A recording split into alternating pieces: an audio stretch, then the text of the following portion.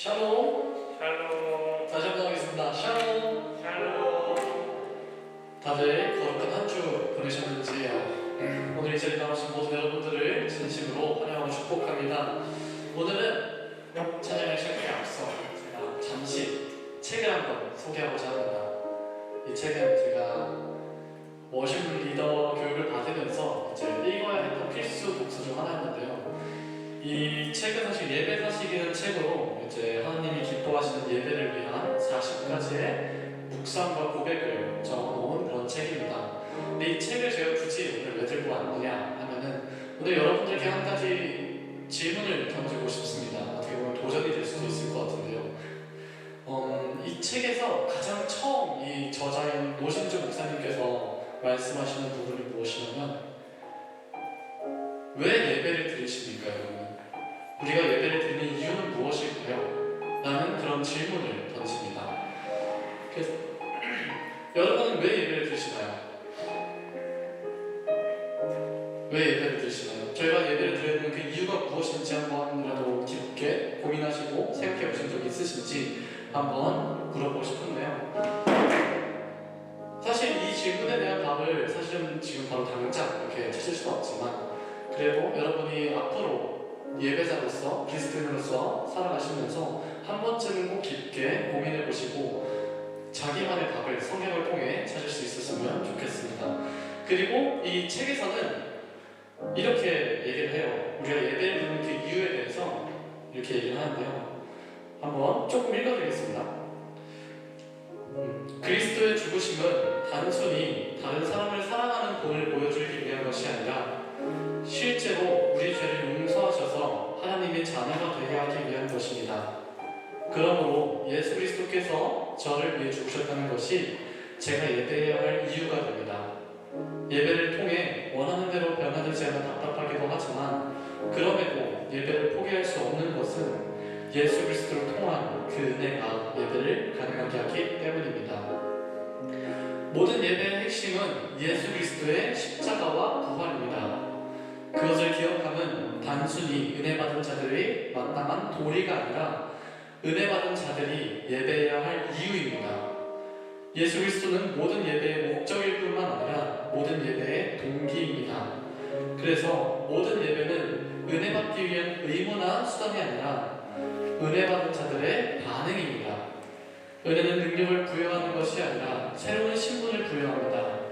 예수 그리스도는 우리를 슈퍼맨으로 만드는 것이 아니라 당신의 자녀로 만드십니다.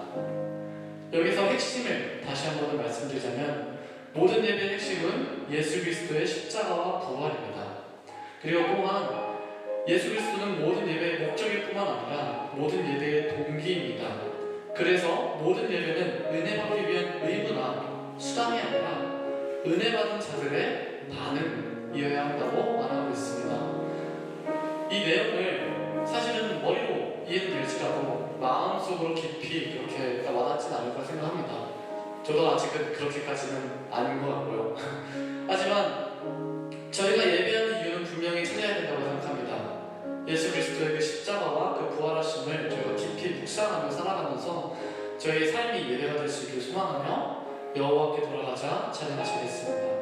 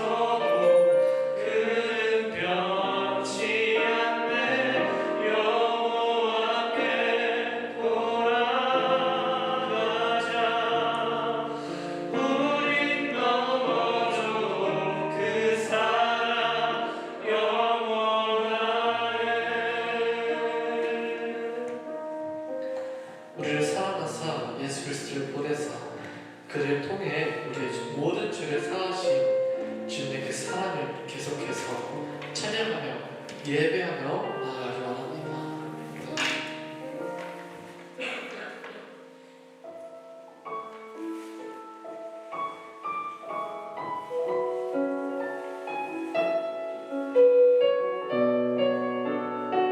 가사를 묵상하며 찬양하기 원합니다. 하나님의 사랑을 사모하는 자 하나님의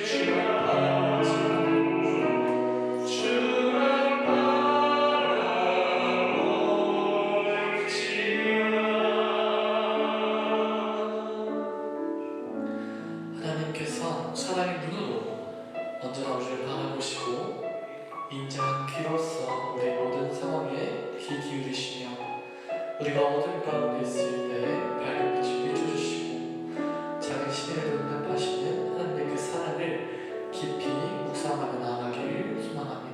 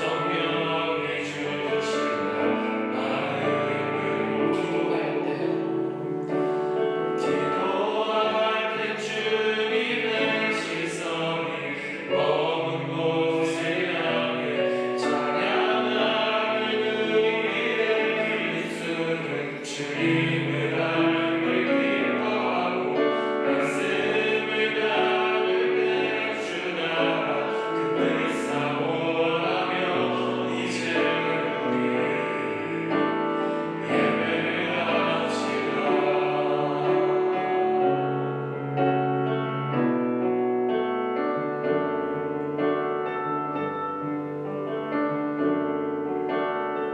이제 합시다. 예배합시다.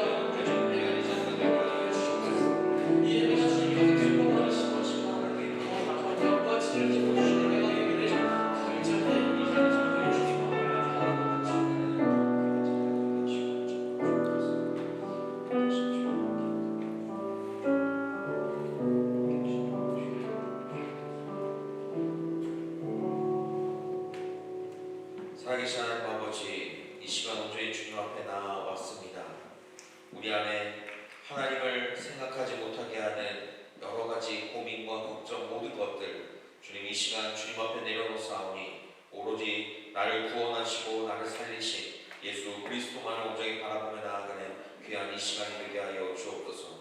이 예배 자리의 모든 것이 주인 되오실 하나님의 그 이름 하나만 온전히 높여지는 자리가 되게 하실 줄 믿고 이 자리 가운데 우리가 다른 이름이 아닌 하나님 한 분만을 바라보며 나아가는 한 분의 이름만을 부르며 나아가는 귀한 이 시간이 될 수 있도록 주님 우리와 함께하여 주옵소서. 채우실 하나님의 이름을 찬양하오며 예수 그리스도의 이름으로 기도합니다. 아멘. 우리 사도신경으로 우리의 신앙 주님 앞에 고백합니다. 나는 전능하신 아버지 하나님 천지의 창조주를 믿습니다. 나는 그의 유일하신 아들 우리 주 예수 그리스도를 믿습니다. 그는 성령으로 잉태되어 동정녀 마리아에게서 나시고 본디오 빌라도에게 고난을 받아 십자가에 못 박혀 죽으시고 장사된 지 사흘 만에 죽은 자 가운데서 다시 살아나셨으며 하늘에 오르시어 전능하신 아버지 하나님 우편에 앉아 계시다가 거기로부터 살아있는 자와 죽은 자를 심판하러 오십니다. 나는 성령을 믿으며 거룩한 공교회와 성도의 교제와 죄를 용서받는 것과 몸의 부활과 영생을 믿습니다. 아멘. 찬송가 516장 함께 찬양하겠습니다.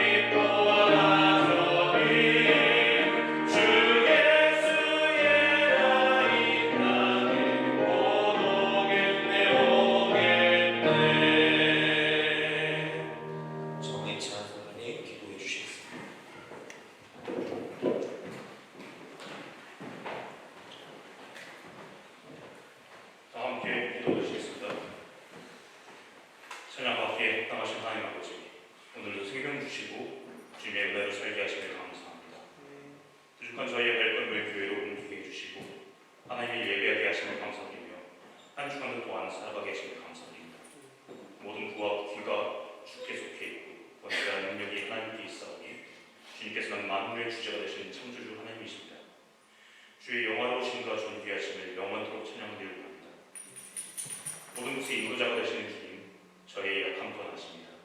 지난 한 주간 주님을 생각하지 않고 세상의 것과 죄에 빠져 살았던 저희의 모습들을 회개합니다. 이 시간 주님 앞에 겸손히 엎드리오니 연약한 저희들을 불쌍히 여겨주시고 주님의 보혈로 깨끗이 씻어주소서. 주님, 저희의 삶은 주님의 도움 없이는 아무것도 할 수 없습니다. 항상 넘어지고 좌절하고 고통에 애통하며 몸부림치는 저희를 주님께서는 아십니다. 참된 위로자 되신 주님, 주께서 항상 실족치 않게 주님의 의의 오른손으로 붙들어 주시고 항상 주님과 동행하는 삶이 되게 하소서.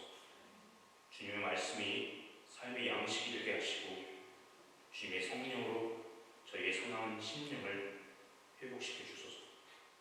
말씀을 전하시는 신영진 목사님과 다음 세대 예배를 섬기시는 박수민 목사님께도 주님의 은총과 성령의 충만함을 허락하시고 말씀을 전하실 때마다 성령의 감동이 임하는 시간이 되게 하소서.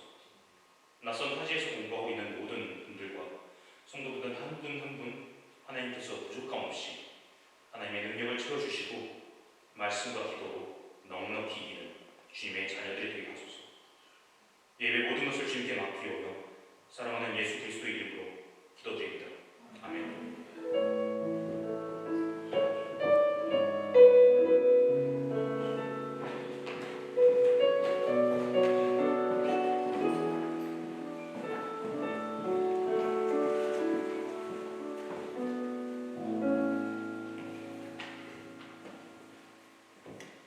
오늘 우리에게 주신 하나님의 말씀은 고린도전서 10장 1절에서 13절까지 말씀입니다.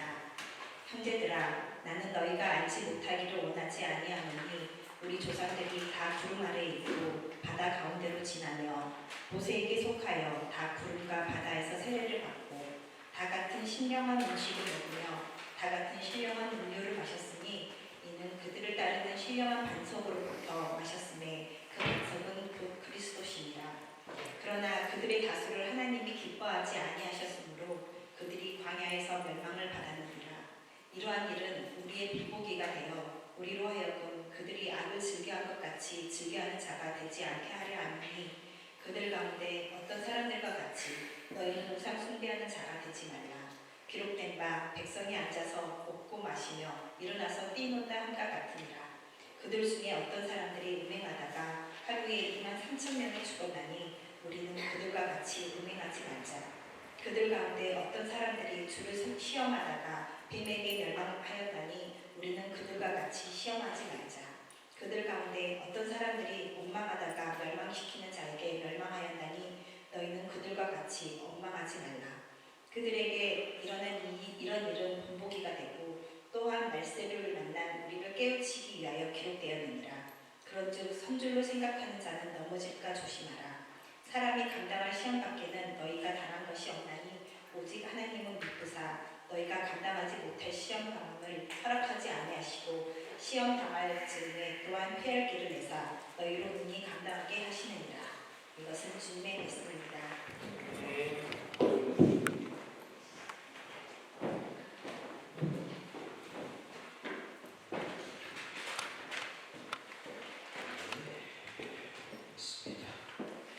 오늘은 하나님의 경고라는 제목으로 여러분과 같이 말씀을 나눠보고자 합니다. 이 시간에 여러분들 가운데 거하시는 하나님께서 성령님을 통해 우리의 마음을 만져주실 것을 신뢰하고 기대합니다. 여러분들의 마음과 눈, 그 모든 것들을 열어주셔서 하나님께서 함께 하실 것을 기대하오니 여러분들 그 말씀에 귀 기울이며 나아가는 이 시간이 되기를 소망합니다. 하나님께서 아주 싫어하시는 두 가지가 있어요. 하나는 무엇이냐? 이미 구원받은 자기 자녀가 도중에 잘못되어 나중에 망하게 되는 거예요. 망한다라고 하는 이 말 자체는 세상에서 잘못됐다는 의미이거나 나중에 구원도 받지 못하는 불행한 사람이 될 수 있음을 전제하며 하는 말입니다. 또 한 가지는 무엇이냐면 복음을 듣지 못해서 아까운 사람들이 영원히 멸망당하는 대로 내버려 두시는 것을 하나님이 정말 싫어하시는 거예요. 그래서 우리는 멸망하지 않기 위해 또한 우리들은 하나님 앞에 망하지 않기 위해서 그 삶을 살아가야 하는데, 그래서 하나님께서 그렇게 이 싫어하는 것들 때문에 자기 자녀들, 특별히 우리들에게 뭐라고 말씀하시느냐, 깨어있으라라는 말씀을 많이 하십니다. 그래서 마가복음 13장 33절에서 그 말이 아주 대표적으로 나오는 말인데, 주의하라, 깨어있으라, 그때가 언제인지 알지 못함이다 라고 우리에게 말씀하고 있는 장면이 있어요. 데살로니가전서 5장 8절 말씀에서도 이와 같이 동일하게, 5장 6절이죠. 6절에서도 동일하게 말씀하고 있습니다. 그러므로 우리는 다른 이들과 같이 자지 말고 오직 깨어서 정신을 차릴지라. 우리는 하나님 앞에 정신 차리며 나아가는 삶을 살아가야 한다는 거예요. 잘못되지 않으려면 우리는 해야 될 것이 바로 깨어 있어야 한다는 것입니다. 우리가 잠들거나 아니면 혼몽한 상태, 그러니까 잠에 취한 상태로 삶을 살아가다 보면 나도 모르게 실수하게 되고 잘못된 길로 발을 들여놓게 되기도 한다는 것이죠. 하나님께서는 우리로 하여금 잘못되지 않도록 깨어있게 하기 위해서 이제 두 가지의 경고 시스템들을 마련해 놓고 계시는데, 하나는 역사적인 배경을 보여주시면서 이야기하시는 것이고, 한 가지는 현재 우리 삶에서 나타나는 모습을 통해서 우리에게 경고하시는 그 두 가지가 있습니다. 오늘 역사적인 경고는 바로 오늘 읽었던 고린도전서 10장에 있는 말씀을 통해서 우리가 볼 수가 있어요. 자, 사도 바울은 이제 예전에 있었던 그 경고에 대한 것들을 하나하나씩 끄집어 놓고 있는 것을 우리가 볼 수가 있습니다. 10장에 나오는 말씀은 출애굽기랑 그리고 민수기에 나와 있는 사건들을 요약해 놓은 내용이기도 해요. 우리가 잘 아는 바와 같이 이스라엘 백성들은 430년 동안 애굽에서 종살이를 했었습니다. 얼마나 긴 세월입니까? 우리 대한민국은 이제 38년 동안의 지배를 받으면서도 이제 그 안에서 38년이라는 그 시간 동안을 지나가면서 굉장히 그 안에서 민족의 정체성이 흔들릴 만한 일들이 있었는데, 430년이라니 10배가 넘는 시간 아니에요. 그죠? 그 시간 동안 있으면서 그 민족, 이 이스라엘이라는 이 민족 자체가 얼마나 그 가운데서 독립한다는 것, 자기의 민족성을 가지고 있는 것조차도 사실 쉽지 않은 일이었습니다. 그렇게 불가능한 일 가운데에서 하나님은 모세를 그 땅 가운데 보내셨고, 모세라는 지도자를 세워서 오랫동안 종살이했었던 그 백성들을 그 애굽에서 건져내시는 일을 하셨던 것들을 우리가 보게 되죠. 사람의 힘으로는 불가능했기에 하나님께서는 초자연적인 방법으로 그들을 애굽에서 끌어내는 것을 우리는 알고 있습니다. 어린 양의 피를 통해서 우리에게 보여주셨던 그 하나님의 그 은혜는 우리가 지금 현재도 잊을 수가 없는 일인 것이죠. 어린 양의 그 피로 말미암아 애굽 사람들과 구별하게 되었고, 또한 그들의 모든 죄를 씻으시고 모세를 앞장 세워서 200만 명이 넘는 이스라엘 백성들이 그 땅에서 나와 하나님의 그 길로 걸어가는 삶을 살아가게 되었습니다. 그 가운데 그들은 하나님께서 주시는 불기둥과 구름기둥으로 그 삶에 하나님 앞에 인도함 받는 삶을 계속적으로 나아갔던 것을 보게 되죠. 구름기둥이 있는 그 상황 가운데서는 혹독한 더위와 햇살을 피할 수 있는 최적의 환경이었던 것입니다. 그렇게 가는 가운데서 무엇을 만나느냐? 바로 홍해를 만나게 되죠. 홍해에 이르자 하나님께서는 홍해를 가르시고 길을 내시며 백성들을 바닷 가운데서 통과할 수 있도록 그 모세 지팡이를 사용하셔서 하나님이 그렇게 갈라놓는 장면을 보게 됩니다. 그 홍해를 지나자마자 그 영원히 애국과는 결별하게 되는 큰 축복을 받게 되는 삶을 살게 되죠. 이전과 살았던 것에서 벗어나 이제는 하나님 한 분만을 믿고 따라가는 그 삶을 나아가는 그 이스라엘 백성들의 그 삶의 그 축복이 이어지게 됐던 것을 우리가 보게 되는 것입니다. 이제는 다시 애굽에 종살이할 필요도 없고 애굽 사람들을 만날 이유도 없는 그 삶으로 나아가게 됐던 거예요. 그게 우리가 말하고 있는 출애굽 사건입니다. 그 사건을 일으켜서 오늘 고린도전서 10장 1절 이하에서는 어떻게 이야기하고 있냐면, 우리 조상들이 다 구름 아래에 있고 바다 가운데로 지나가며 모세에게 속하여 다 구름과 바다에서 세례를 받고라고 성경은 기록하고 있습니다. 애굽에서 나와서 이제는 구름 기둥 아래 하나님의 인도함을 받아서 바다로 건너가게 됩니다. 지도자였던 모세는 모든 이스라엘 백성들이 속하여 구름과 바다에서 세례를 받았다라고 이야기를 합니다. 그러면 어떻게 구름 기둥에서 인도함을 받고 바다를 통과하는 것을 세례라고 표현하고 있는 것일까? 세례는 무엇을 이야기하냐면 누군가에게 속해 있다는 것을 뜻하는 말입니다. 여러분 혹시 군대 갔다 오신 분들은 혹시 그런 친구들 본 적 없어요? 그랜드 슬램이라고 해서 신병교육대에 들어가면 이제 종교지를 탐방하게 됩니다. 그래서 기독교에 가서 이제 세례를 받고, 그리고 천주교에 가서 또 세례와 비슷한 것들을 받아요. 그리고 불교에 가서 이제 또 뭐 하나를 받습니다. 그런 식으로 돌고, 그때 저 있을 때는 논산훈련소였기 때문에 원불교도 있었거든요. 원불교까지 가요. 그래서 그거 하면 이제 뭘 줘요? 뭘 줘요? 지금 생각이 안 나는데 그것들 다 받고 온 사람은 그랜드 슬램이라고 부르면서 했던 거예요. 그렇게 되는 것마다 그렇게 세례를 주며, 또한 기독교에서 왜 세례를 주는가? 그것은 바로 그 사람이 이제는 다른 곳에 속해 있는 것이 아니라 나는 예수 그리스도, 그 나를 구원하신 그분 안에서 속하여 그대로 그 삶을 살아가겠다고 다짐하며 선포하는 것이 바로 세례식이라고 부르고 세례라는 거예요. 그래서 세례를 할 때는 우리는 성부, 성자, 성령의 이름으로 세례를 받게 되는 것이고, 나는 그래서 그리스도와 이제 하나가 되었다, 예수 그리스도에게 속하였다, 나는 예수님의 백성이다라는 그것을 표현하고 다짐하고 그것을 나아가는 것이 바로 세례라는 것입니다.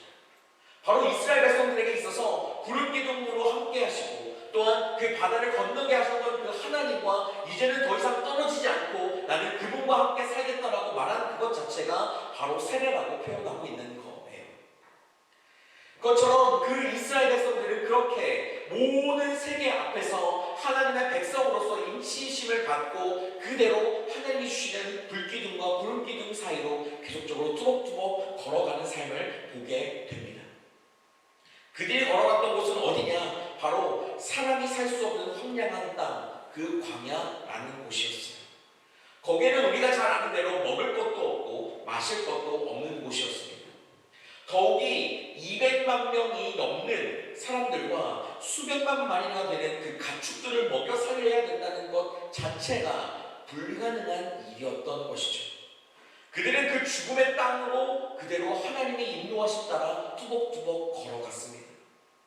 그러자 하나님께서는 그들 가운데 먹을 것을 날마다 주시게 되었죠. 만나와 메추라기를 하나님께서 그렇게 제공해 주셔서 40년 동안 그들이 그곳에서 굶어 죽지 않고 삶을 살아갈 수 있도록 하나님께서 해주셨던 것을 우리가 기억합니다. 또 어떻게 하셨습니까? 큰 바위를 지팡이로 쳐서 갈라 놓으시고 그 틈에서 솟아나는 생수를 40년 동안 곳곳을 다니면서 마시게 하셨던 그 장면을 우리는 기억하고 있습니다.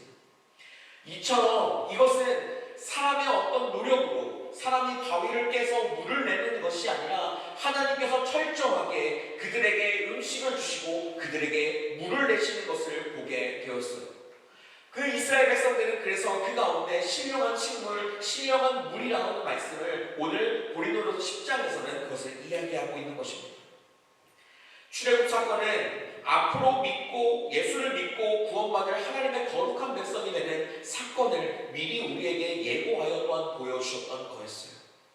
모세는 예수 그리스도를, 그 어린 양의 피는 예수 그리스도께서 십자가를 가리키는 예표가 되기도 했습니다.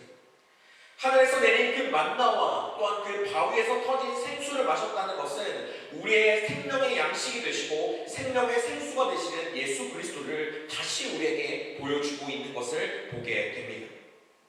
그러므로 구약에 나타나고 있는 모든 사건들은 실제로 우리가 일상생활 가운데 우리의 오늘날의 삶에서 신앙생활을 어떻게 살아가야 되는지에 대한 것들을 또한 보여주고 있는 장면이기도 한 것이고 그것을 미리 가르쳐주는 것이기도 한 것이죠. 그렇게 해서 이스라엘 백성들은 40년 동안 광야에서 생활을 하게 됩니다. 그런데 단 2명을 제외하고 모든 사람들이 광야에서 죽음을 맞이해서 그 모래바닥에 묻히게 되는 일이 되죠. 이제 하나님께서는 그러한 문제들을 놓고 하나님께서 우리에게 하시는 경고라고 생각하고 이 말씀들을 하나씩 같이 보았으면 좋겠습니다.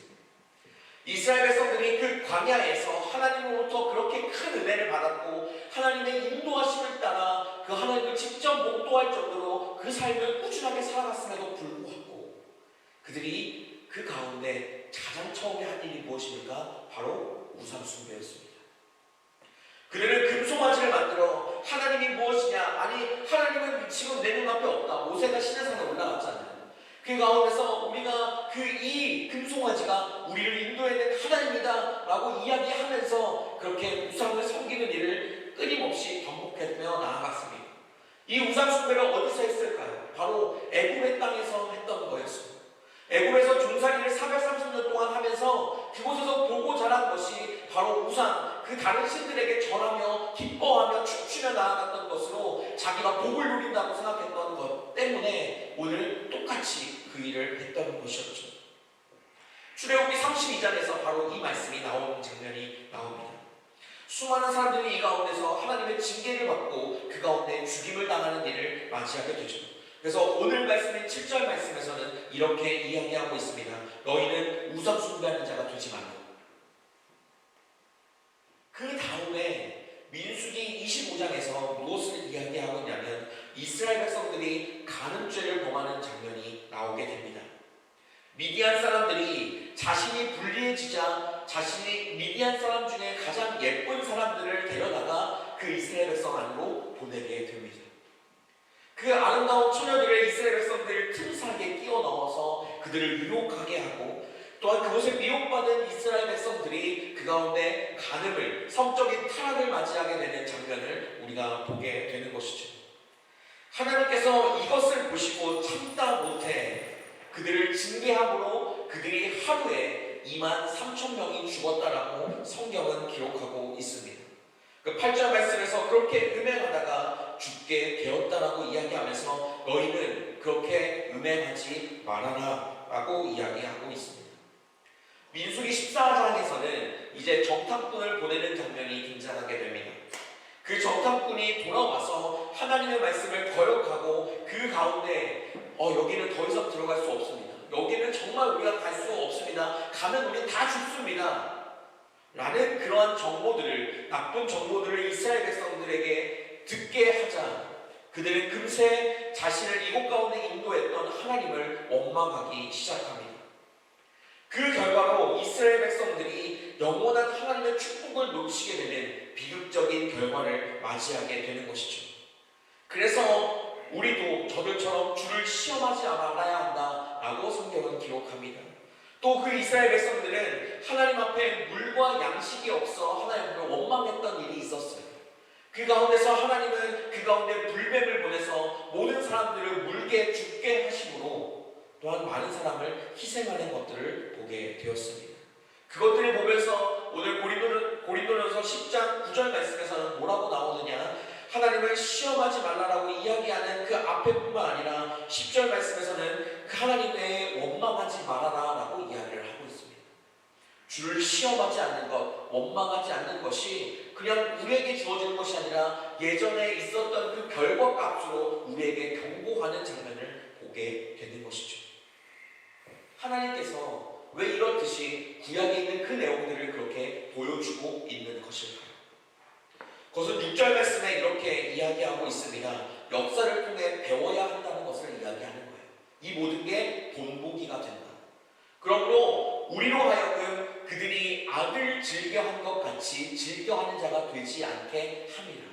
우리에게 하는 것은 바로 우리로 말미암아 우상숭배하지 않게끔, 음행하지 않게끔, 그 가운데 하나님을 시험하지도 않게끔, 주님을 원망하지도 않게끔 하기 위해서 이야기하고 보여주는 것이 성경이라는 것이죠. 그리고 사도 바울은 11절과 12절에서 이렇게 이야기합니다.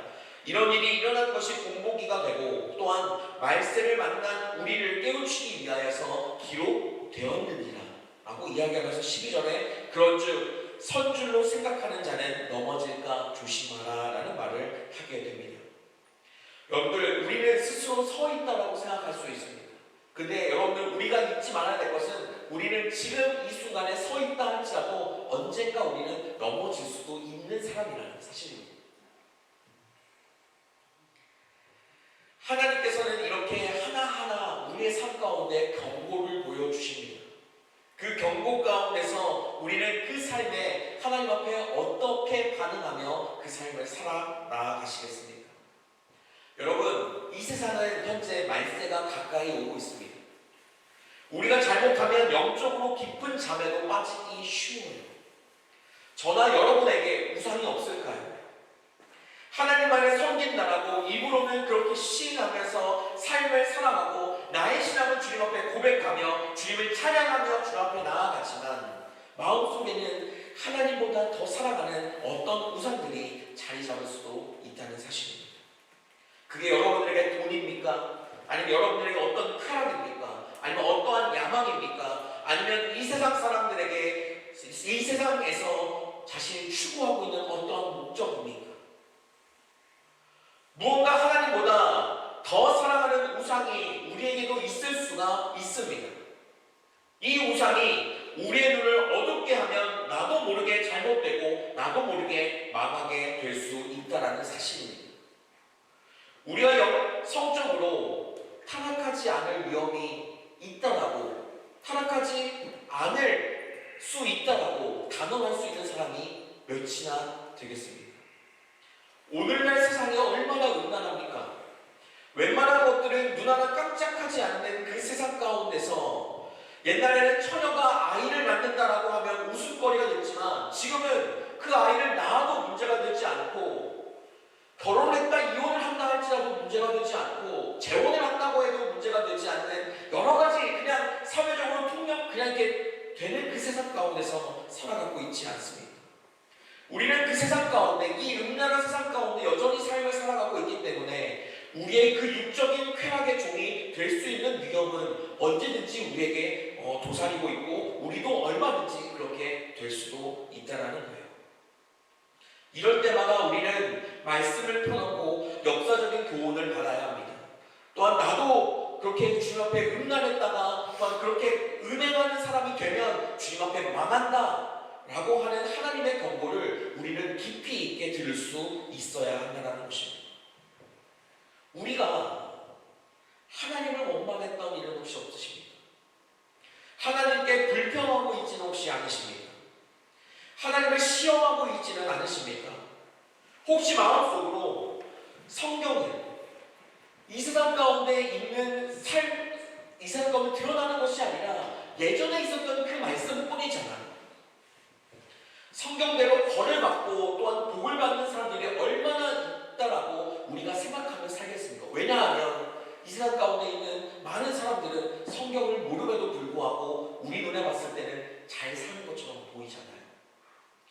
그렇게 되기 때문에 우리는 성경에서 하는 말은 끝까지 주님을 신뢰하고 의지하면 주님께서 우리에게 복의 복을 더하시겠다고 말씀하셨는데, 우리가 생각하면 그 복을 우리가 누리지 못하고 있다라고 생각할 때마다 성경의 말씀이 틀렸거나 아니면 무엇인가 뭔가 잘못됐기 때문에 이게 내 삶 가운데 이루어지지 않는다라고 하나님의 말씀을 의심하거나 그 말씀대로 삶을 살려고 애쓰지 않았던 적은 혹시 없으십니까? 어떤 면에서는 하나님을 테스트하는 교만한 생각을 가지고 있었던 그 사람들은 혹시 없으십니까? 주님, 내 삶에 내가 이렇게 주님 앞에 이렇게 행동했을 때 주님께서 내 삶에 이렇게 이루어질 거라고 믿습니다. 믿음은 좋습니다. 그 믿음은 좋은데 그렇게 하지 않았을 때에도 하나님의 뜻대로 따르기를 원합니다라고 하는 것이 믿음입니다. 그렇게 하지 않았을 때 주님, 내가 주님 앞에 이렇게까지 했는데, 내가 주님을 위해 이렇게까지 열심히 살았는데 나에게 왜 이런 일이 일어납니까? 라고 하는 원망과 불평은 하나님 앞에 또 다른 죄가 될 수 있다는 사실입니다. 성경에 이러한 역사적인 사건들을 왜 계속 기록하고 있는 것일까요? 하나님께서 우리에게 경고하는 것입니다. 그래서 영적으로 깨어 자신도 모르게 망하게 될 수 있는 그 상황 가운데서 빠져나올 수 있도록 우리에게 경고하는 것이 바로 하나님께서 우리에게 이 것들을 마련해 주고 있다는 것입니다. 우리는 그 경고의 이 마음, 이 사실들을, 경고의 내용들을 꼭 집중하고 또 기억하며 나아가는 여러분들의 삶이 되시기를 주님의 이름으로 축복합니다. 두 번째 경고 시스템이 있습니다. 바로 현실적인 경고예요. 우리 현재 삶 가운데 일어나는 경고들. 그것을 가까이 이제 성경을 이 사도 바울이 고린도전서를 쓸 당시로 생각했을 때에는 바로 예수님 시대를 떠올리며 나아갈 수가 있습니다. 바로 현실적인 그 경고에 대한 이야기들 속에 어떤 부분이 있냐면 바로 누가복음 13장에 있는 내용들이 겉을 볼 수 있게 됩니다. 누가복음 13장 이하에서는 이제 적지 않은 수의 갈릴리 사람들이 예루살렘 성전에 와서 제사를 지내고 있는 장면이 있습니다.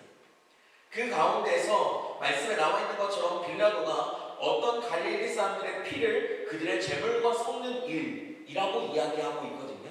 이것이 무엇이냐면 그 당시에 갈릴리와 유대 지방을 다스리고 있었던 로마 총독이었던 빌라도가 군사들을 보내어 이유 없이 제사 드리고 있는 사람들을 죽이는 사건이 나타납니다.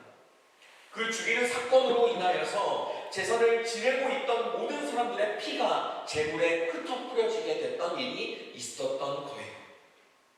그 끔찍한 사건을 보고 난 후에 사람들이 예수님에게 달려와서 묻고 있는 것입니다. 예수님, 갈릴리 몇 사람들이 지금 장사를 지내다가 죽었어요. 그 제물의 피가 부정한 제물에 섞여서 그 제물 자체가 부정한 것이 되어버렸는데 그들에게 무슨 죄가 있습니까? 라고 주님께 묻고 나아갑니다. 2절 말씀에 그렇게 묻고 난 후에 이제 예수님께서 대답하는 장면은 무엇이냐면 너희는 이 갈릴리 사람들이 이같이 해를 받았으므로 그들에게 죄가 있는 줄 아느냐? 3절 말씀에 뭐라고 나오냐면 너희에게 이르노니 아니라 너희도 만일 회개하지 아니하면 다 이와 같이 망하느니라 라는 말을 합니다. 그 이후에 어떤 일이 그 다음에 또 벌어지게 되느냐? 실로암 망대가 무너지는 사건이 등장하게 돼요. 공사가 부실했는지 어떻는지는 잘 모르겠지만 그 망대가 붕괴되어서 많은 사람들이 추락하여 희생을 당했다라고 4절 말씀에 기록하고 있습니다. 그렇게 되어 있는 사람들이 되었을 때 그들이 모든 사람들보다 죄가 있습니까? 라고 묻는 그들에게 예수님은 똑같이 이야기합니다. 너희도 회개하지 않으면 다 이와 같이 망한다. 이런 경고성을 가지고 있는 그 많은 사건들은 말세가 되면서 많이 등장할 것이라고 성경은 기록합니다. 마태복음 24장 6절과 7절에서는 말세, 종말에 대한 이야기들을 끊임없이 하고 있는데 6절 말씀에서 이렇게 나오게 돼요. 난리와 난리 소문을 듣겠으나 너희는 두려워하라. 이런 일이 있어야 하되 아직 끝이 아니다 라고 이야기를 하고 있는 것이죠. 그리고 7절 말씀에 뭐라고 나오냐면 민족이 민족을, 나라가 나라를 대적하여 일어나겠다. 그리고 곳곳에 기근과 지진이 있게 된다 라는 말을 하고 있는 거예요. 이 말씀을 보았을 때 여러분들 떠오르는 것들이 혹시 있으십니까? 우크라이나 전쟁 같은 것들이나 아니면 이스라엘이 계속적으로 전쟁의 역사들이 계속 이어지고 있는 것들이나 아니면 우리 가운데 지진도 얼마 전에 대한민국도 크게 한번 일어난 적이 있었죠. 그리고 이제 그런 기근과 여러 가지 문제들이 여전히 이 세상 가운데 펼쳐지고 있는 것들이 사실상 우리에게 있어서 너희가 이 세상의 삶을 살아가면서 망하지 말아라, 깨어 있어라, 더 주님 앞에 나아가라 라고 우리에게 경고하고 있는 하나님의 경고라는 사실을 우리는 기억해야 됩니다. 우리는 코로나 시간을 지나왔어요. 그렇죠? 정말 전 인류적인 그런 재앙이 없는 그 순간 가운데서 코로나를 지나오면서 많은 그리스도인들 또한 많은 목회자들이 이렇게 이야기를 합니다. 하나님의 벌을 받았다라는 이야기들을 하게 됩니다. 그게 하나님의 벌을 받은 증거로 남아야만 하는 것일까요? 저는 오늘 말씀을 통해서 그 사건들을 다시 한번 보았을 때 이것은 하나님께서 우리에게 하시는 경고라는 사실을 잊을 수가 없고 지울 수가 없습니다.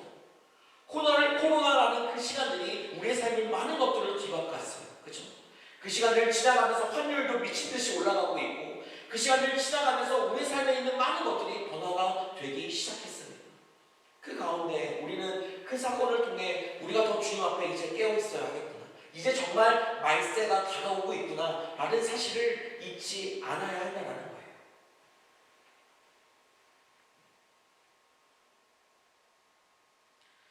지난 100년의 시간들을 돌아보았을 때, 지금 현재로부터 100년의 시간들을 돌아보았을 때 우리의 인생에는 정말 수많은 일들이 일어났었습니다.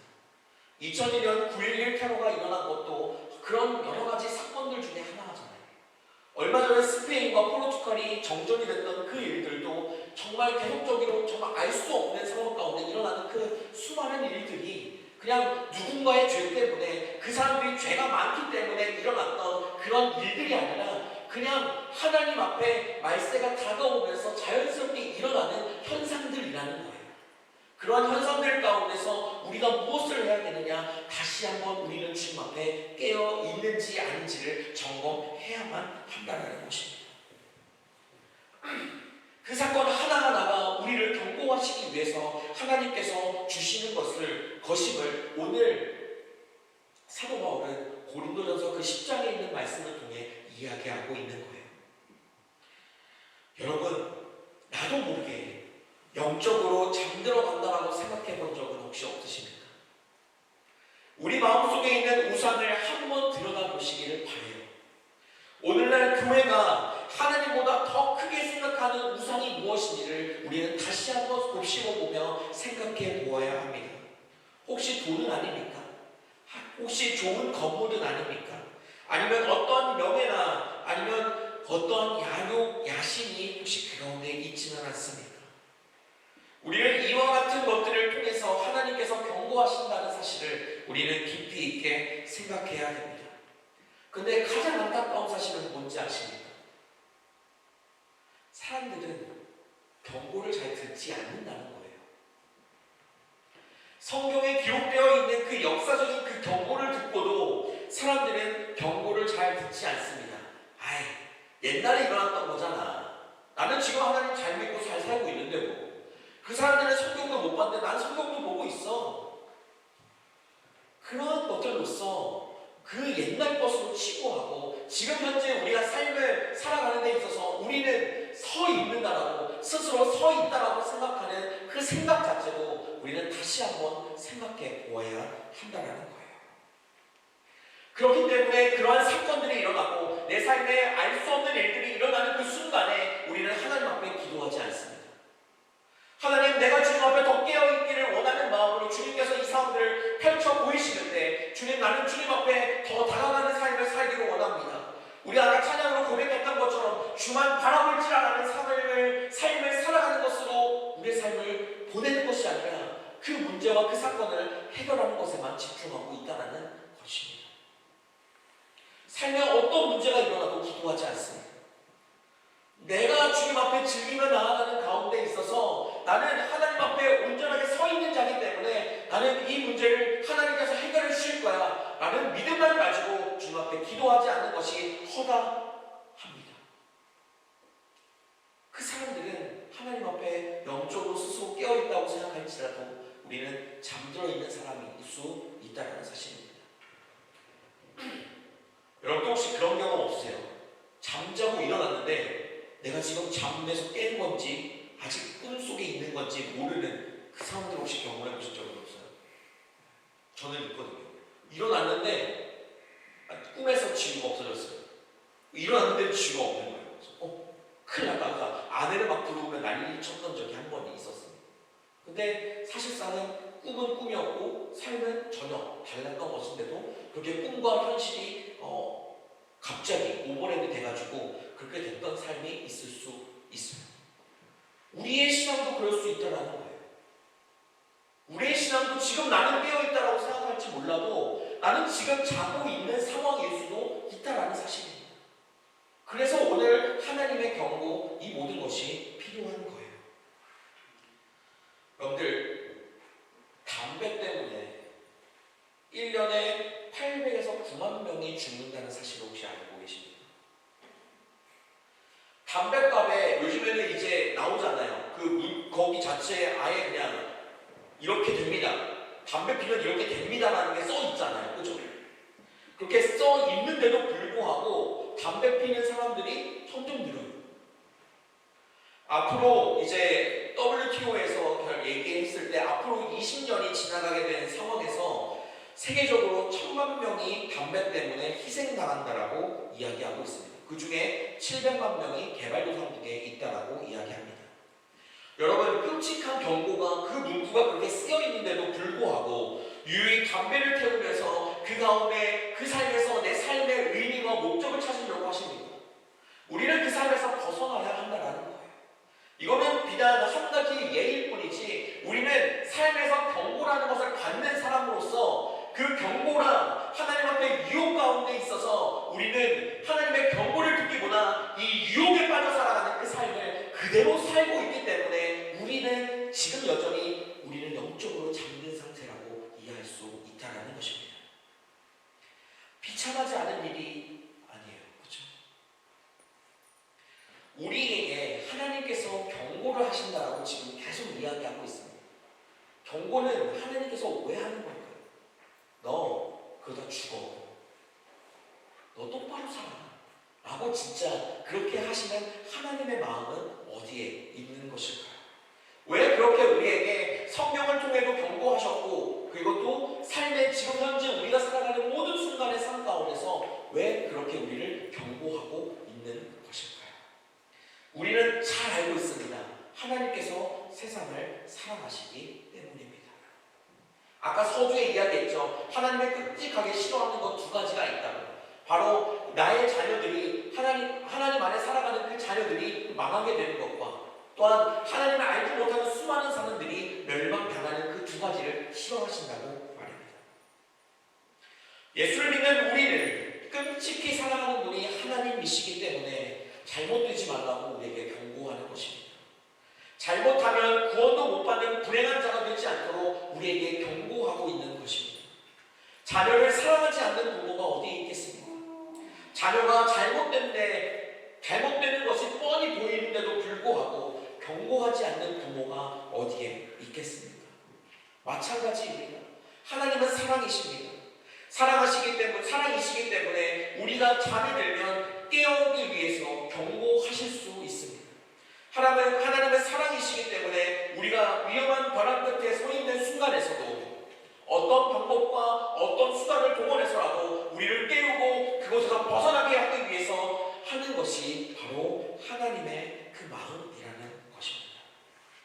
사랑하는 대통령찬양교회 성도 여러분은 지금 하나님의 경고를 받고 있는 것이 있으십니까? 개인적으로 여러분의 삶을 잘 한번 살펴보시기를 바랍니다. 우리 개개인들을 잘 한번 돌아보아야 합니다.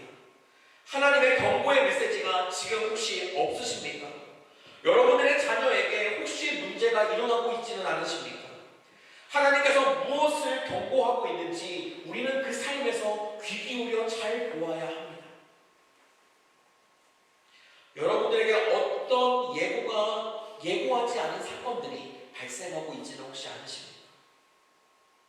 거기에 메시지가 담겨 있다는 사실을 여러분들 꼭 기억하셨으면 좋겠어요.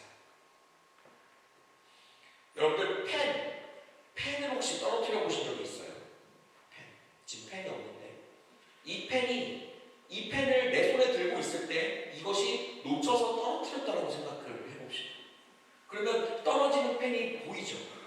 그죠? 그리고 떨어졌을 때 딱딱 소리도 나기도 하고 그 떨어진 모습이 보이기 때문에 우리는 그게 펜이 떨어졌다고 생각할 수 있습니다. 근데 이 펜이 우리 눈에 보이지 않는 곳에서 떨어졌다라고 생각해봅니다. 뒤에서 아니면 뭐 옆에서 아니면 누군가가 떨어뜨렸다. 그럴 때는 우리가 펜이 떨어져 있는 것을 보는 것이 아니라 펜이 떨어져서 소리가 나는 것을 듣고 펜이 떨어졌구나 생각하게 된다는 거예요. 하나님께서 경고하시는 그 장면에 우리는 스스로 우리의 삶에 떨어지고 있는 중일지도 모릅니다. 펜이 떨어지고 있는 그 상황 가운데서 하나님은 우리에게 경고하심으로 계속 깨닫게 하시는 거예요. 펜이 떨어진 상황은 이미 우리의 삶이 망한 상황입니다. 멸망당한 상황이에요. 하나님은 그렇게 하지 않기 위해서 우리에게 그 떨어지는 펜을 볼 수 있도록 계속 경고를 주는 거예요. 누구야 펜 떨어진다 라고 하는 그 말을 하나님께서 우리에게 계속 하고 있다는 사실을 우리는 기억해야 한다는 거예요. 우리는 입으로 주여 주여라고 말하면서 우리의 삶에는 혹시라도 하나님을 바라보지 못하고 살아갔던, 하나님보다 월등하게 여기며 나아갔던 모습은 없는지 다시 한번 보아야 합니다. 그래서 하나님께서 나에게 하시는 이 경고가 의미가 있구나. 하나님께서 나에게 이렇게 말씀하시기 위해서 내 삶을 이렇게 하고 있구나 라고 생각하며 나아가는 여러분들의 삶이 되어야 한다는 겁니다. 여러분, 신앙적으로 조금이라도 우리가 교만이 있다라고 할 때에 나는 괜찮다라는 생각이 들기 마련입니다. 그래서 우리는 스스로 선 것처럼 생각하며 삶을 살아갈 때가 많아요. 근데 여러분, 넘어질까 조심하는 여러분들 되시기 바랍니다. 항상 두려운 마음으로 여러분의 주변을 살필 뿐만 아니라 하나님께서도 크고 작은 일들을 통해 경고하실 때마다 나를 돌아보며 깨어있는 자세를 가지는 여러분들이 되시기를 주님의 이름으로 축복합니다. 여러분들, 하나님 앞에 삶을 살아가는 데 있어서 이 예배 자리에 들어왔을 때 여러분들은 그 가운데 경고받거나 아니면 여러분들 가운데 하나님을 바라보지 못하게 하는 어떤 것들이 있지는 않으십니다.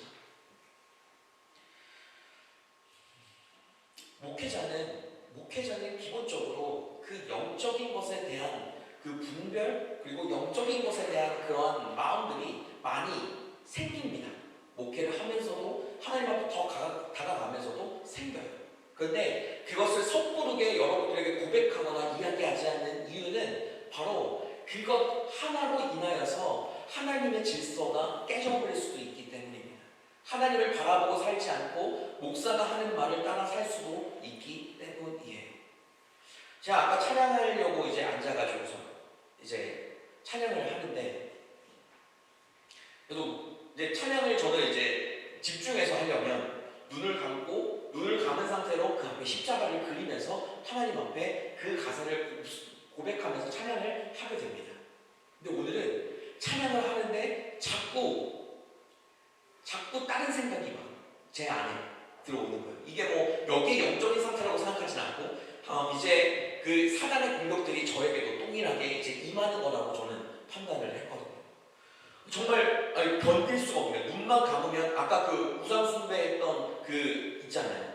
그 이제 여자 여신상이 있었던 그 여신상이 갑자기 눈앞에 나타나고 막 그런 것들이 제 이 찬양하는 가운데 자꾸 있었어요. 그래서 눈을 감으면 찬양을 못할 것 같은 마음들이 제 안에 계속 있었거든요.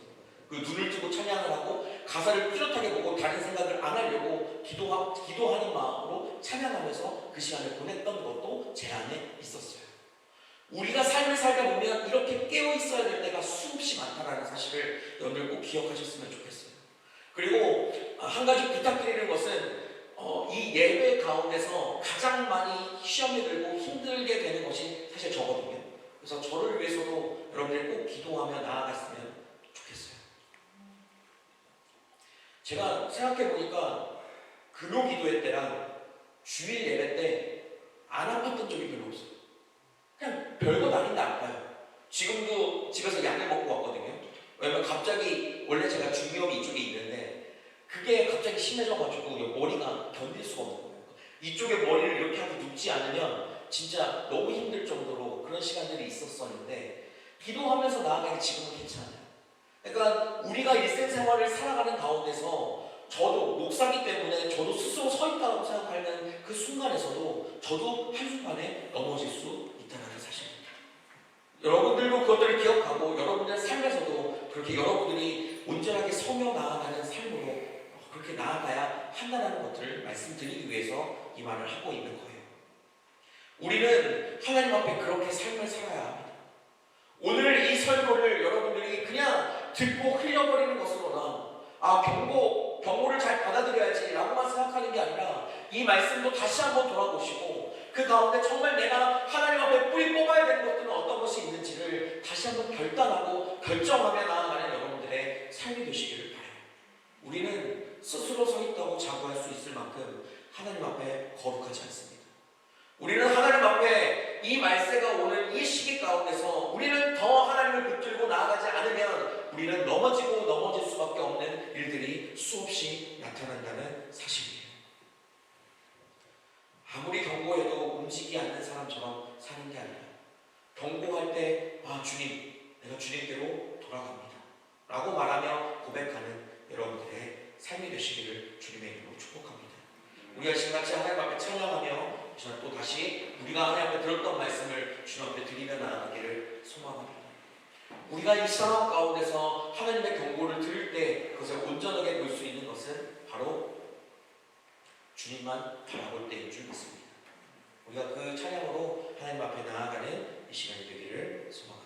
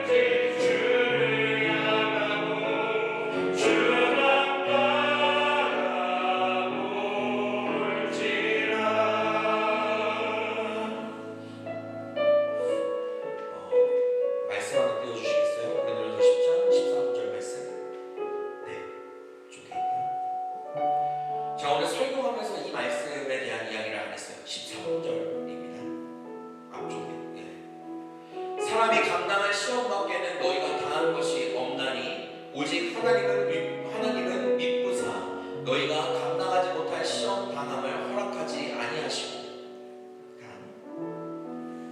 시험 당할 즈음에 또한 피할 길을 내사 너희로 능히 감당하게 하시느니라. 하나님은 이런 분이십니다. 하나님께서 우리에게 주시는 고난과 경고 또한 시험은 우리가 감당할 수 있는 것들이에요. 이 시간 우리가 같이 기도하며 나아갈 때에는 혹시 여러분들 하나님께서 주시는 이 시험과 시험 때문에 하나님을 원망하시는 일은 없으십니까?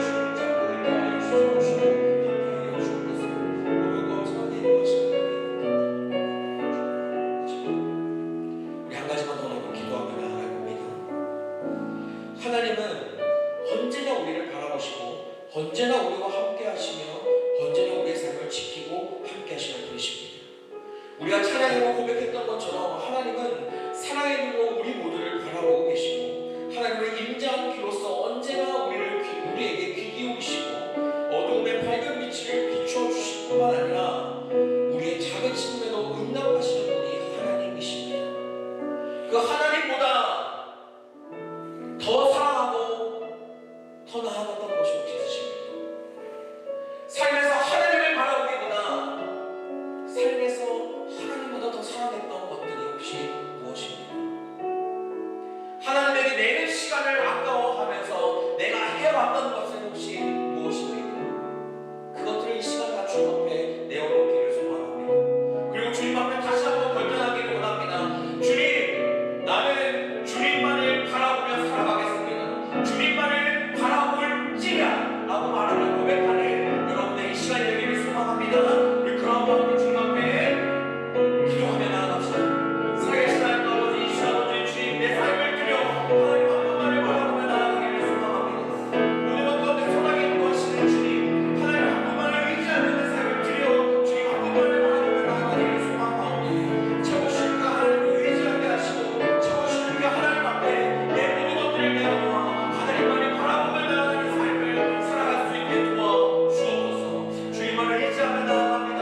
채우시는 그 은혜를 누리며 나아가게 도와주시고 하나님만을 바라보며 나아가는 그 시간 가운데 채워주시는 그 은혜를 누리며 나아가게 도와주셔서 하나님께서 인도하시는 대로 주님 한 분만을 바라보며 나아가는 귀한 삶을 살아나갈 수 있도록 주님께서 모든 것들을 주셔서 주관하시고 붙들어 주옵소서. 이 시간 나의 우상을 내려놓고 주님만을 바라봅니다. 주님만을 의지하며 나아가오니 주님 나의 모든 것들을 살아가게 인도하시고 채워주시며 하나님의 그 인도하신 가운데 나아가는 나의 삶이 되게 하여 주옵소서. 채우시는 하나님 저희들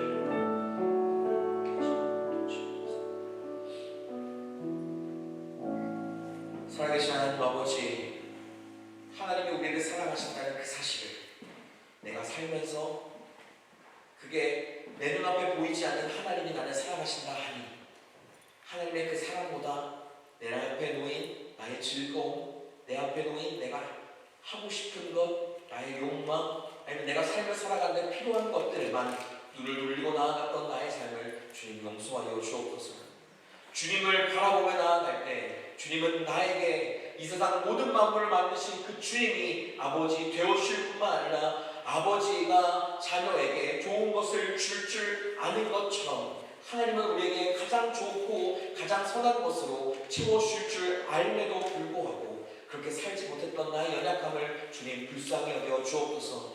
하나님 한 주간의 삶을 살아갑니다. 말씀을 기억하게 하시고 이 말씀 가운데 삶을 살아갈 때 하나님의 경고를 받아들여 하나님 앞에 망하는 자가 아니라 깨어있는 자가 되게 하시고 하나님 앞에 온전히 그 주님만을 바라보며 나아가는 주님만을 신뢰하며 나아가는 하나님의 사랑을 강하게 경험하며 나아가는 한 주간의 삶이 되게 도와주옵소서. 채우시고 인도하신 하나님의 이름을 찬양하오며 예수 그리스도의 이름으로 기도합니다. 네, 이 시간 하나님 앞에 봉헌하겠습니다.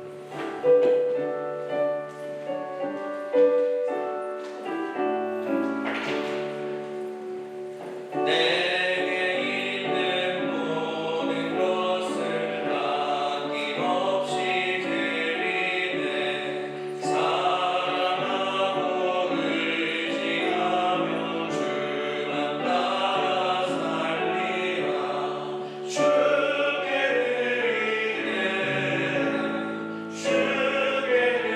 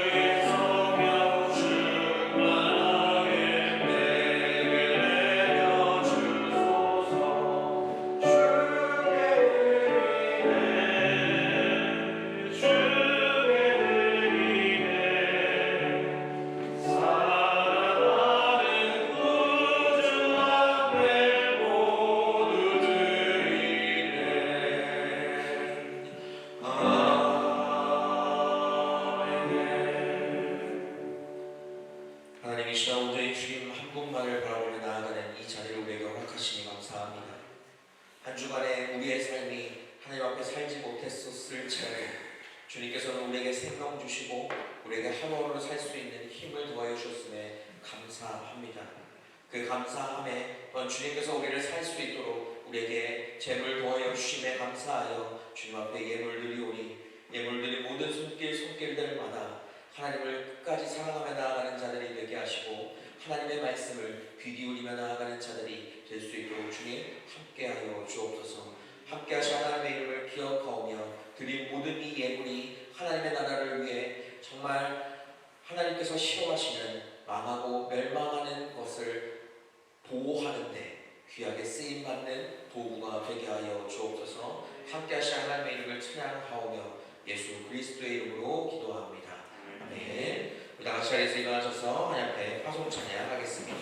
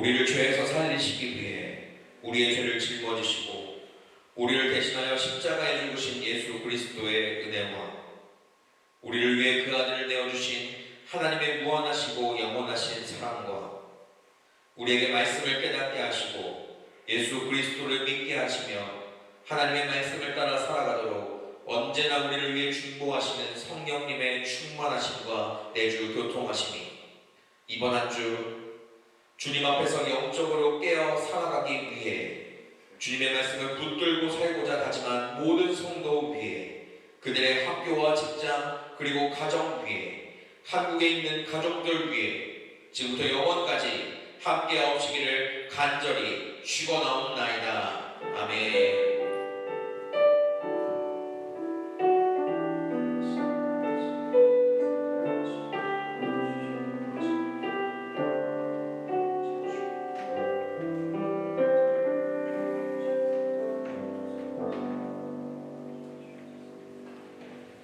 자리에 앉아주시면 감사하겠습니다. 오늘도 예배를 오신 여러분들을 주님의 이름으로 축복하고 환영합니다. 2025년 자선음악회가 잘 마무리되었습니다. 기도해 주시고 참여해 주신 모든 분들께 다시 한번 감사드립니다. 2025 자선음악회 이제 피드백 모임을 좀 하려고 합니다.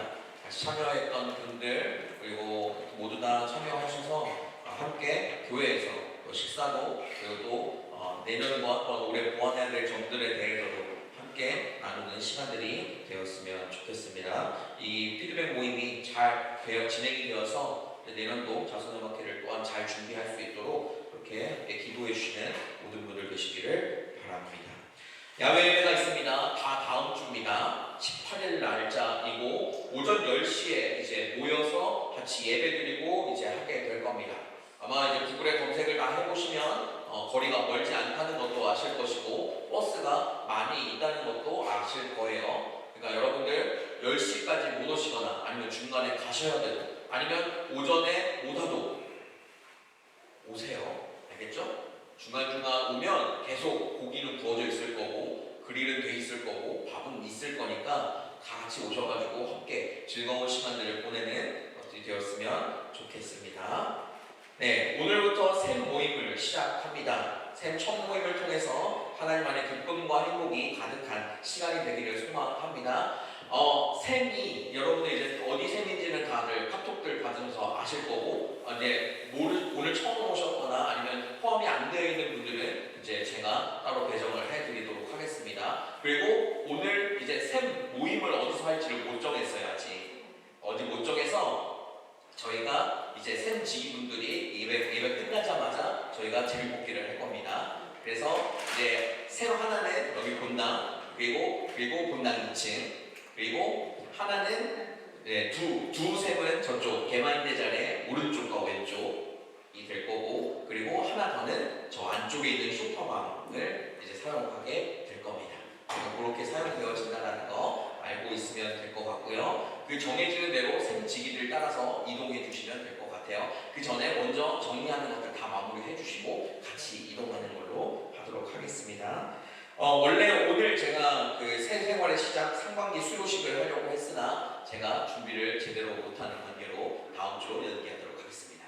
큰 무리는 없고 제가 한 주간의 일정이 조금 많더라고요. 많아가지고 하다 보니까 준비를 제대로 못해서 잘 준비하기 위해서 한 주 연기하니까 그렇게 알고 또한 이곳에 이 새가족 수료회 새 생활의 시작 수료회 또한 있는 분들 대상자분들은 잘 기도로 준비해 주시기를 부탁드립니다.